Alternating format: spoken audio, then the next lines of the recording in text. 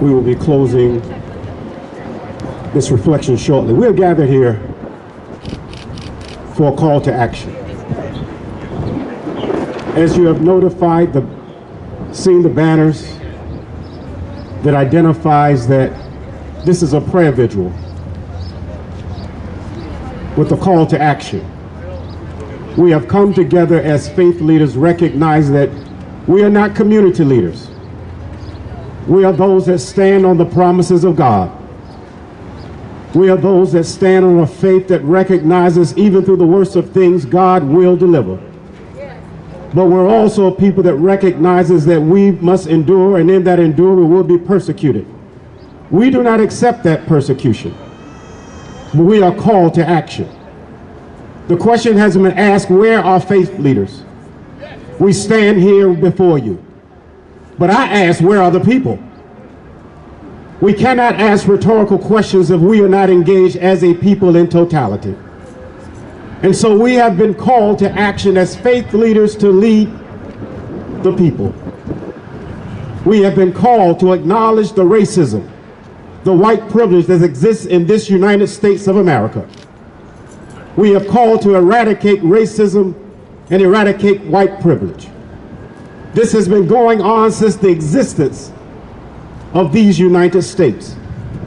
And it is not going to disappear overnight. Therefore, we must commit as a people, commit as faith leaders, commit acknowledging that we are in this to win. And as we commit, we have to recognize that we have to do this together. We do this together as blacks, as whites, as all ethnicities, all cultures, all faiths, all beliefs.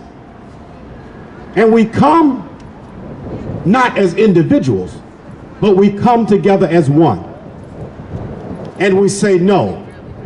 No more excuses. No more tomorrow. We talk for today. We have to be strategic in all that we do from this point forward. We are not here to get your emotions riled up. We are here to cause you to think, how can you, how can I, how can we as individuals make change? Change begins with each of us. But our appeal as Black Americans, that we stand together asking that this state takes away it being classified as the plantation state. There is no plantation here. There is no slavery here. We must come together, and that should be the first thing to go. When we change the mindset of what this state is, this is a state of people, collective thoughts, collective minds, diversity, multicultural, multi-ethnicity, multi-faith. And so as we come calling to action as faith leaders, we only start here, but we will continue to beat the drum. We ask that you follow us in non-violent ways. You follow us. In non-violent protests, you follow us. We have committed not just to stand in front of the Capitol, but sit at the tables. Sit at the tables of our young people. Sit at the tables of those that we walk by and ignore. Sit at the table of the homeless. Sit at the tables of all that we shun.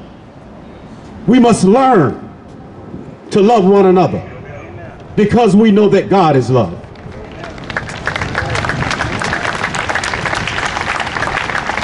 And as we close, I want to thank you. I want to thank Chantal Washington, the president of the Rhode Island State Council of Churches.